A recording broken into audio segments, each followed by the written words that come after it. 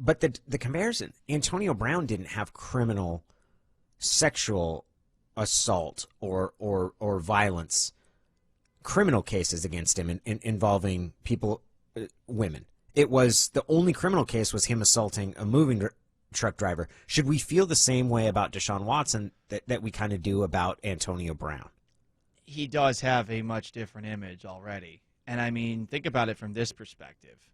How many quarterbacks or athletes who just signed a contract extension with the team that they're playing with, a massive contract extension, who is threatening not to play this coming season or ever again for the team that he just re-upped with, how often has that athlete been viewed in a favorable lens? We could throw an entirely different layer on top of all of that, too. I mean, we're talking about, even though things have gotten, I think, a little bit better when it comes to the way that we talk about this, we're also talking about a black quarterback from that perspective, from a national perspective, and who is not on Deshaun Watson's side as far as getting him out of Houston?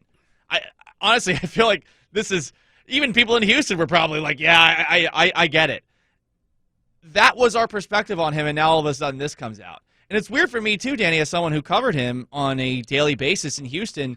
I feel like I'm too close to it because I'm just perplexed by the volume, the sheer volume that has been coming out against him. And maybe this is the master work, at least from a theatric standpoint, of how before a trial to paint someone in a certain way, because lawyers do know how to do that.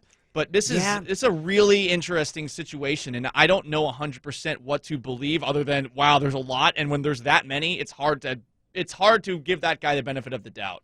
I agree with you. I agree. I see what you're saying, Paul, which is that, hey, there's a lot to that situation, including a franchise that probably does not appreciate how he's tried to orchestrate his way out of town, and that we need more information. But that question of, wouldn't the same thing apply to Antonio Brown? Or were we just predisposed to decide he was someone who didn't deserve that same benefit of the doubt because of him doing things that were not criminal, like recording the mother of his children, and as he's taunting her about how this isn't her life, which he did, like a live stream on Instagram. It was completely distasteful. It's not criminal. And then deciding where the league pretty much left him in limbo for an entire year, where he got released and by the Patriots, and you didn't even know if he was eligible to be signed by someone, or if he did get signed, whether he was going to be suspended, where just all of a sudden he just became unemployable. Yeah.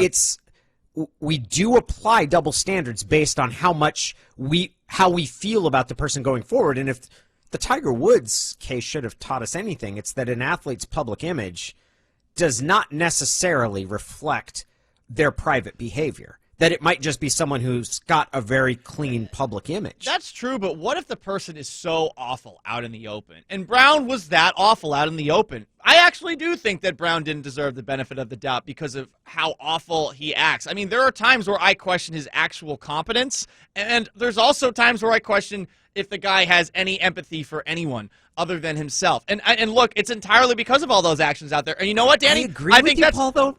I don't know, man, because then you're basically rewarding someone who's good at PR.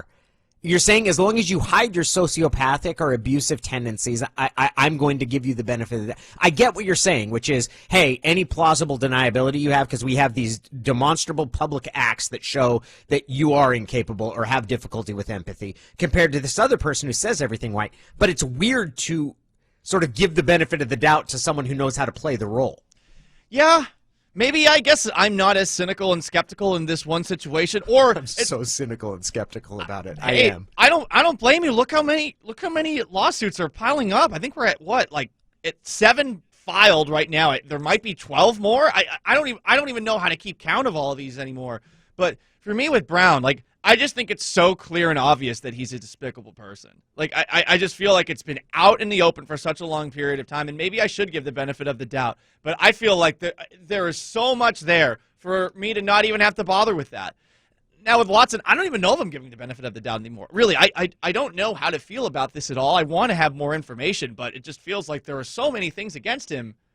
How can you just say, oh, yeah, this was a one-time thing, or this is a misunderstanding?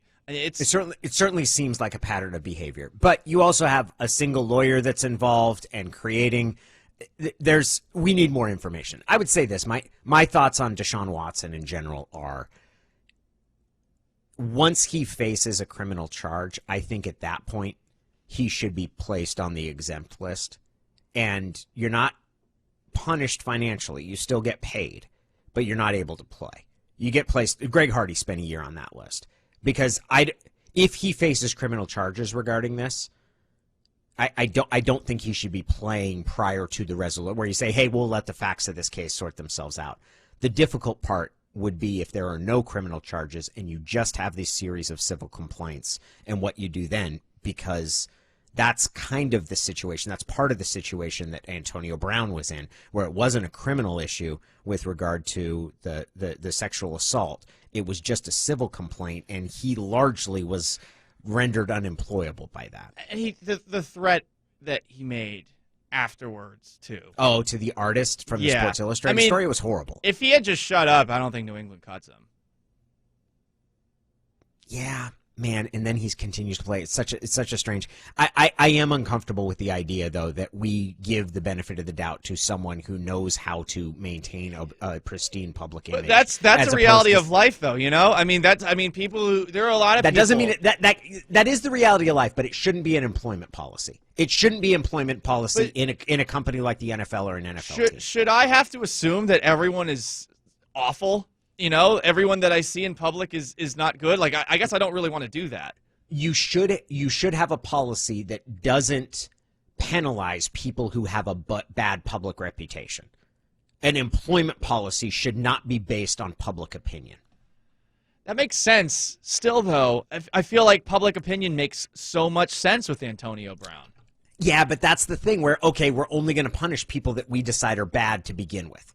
We hold, and that leaves itself open to a lot of abuses, because then you're right. Your media image matters. Your media image matters. That shouldn't matter at all when it comes to employment policy. Yeah, you're probably right, but at the same time, it does. I mean, we're fake on first dates. We're fake at job interviews. I'm just saying, I'm so used to it. I guess try a little harder, Antonio Brown. Like, geez.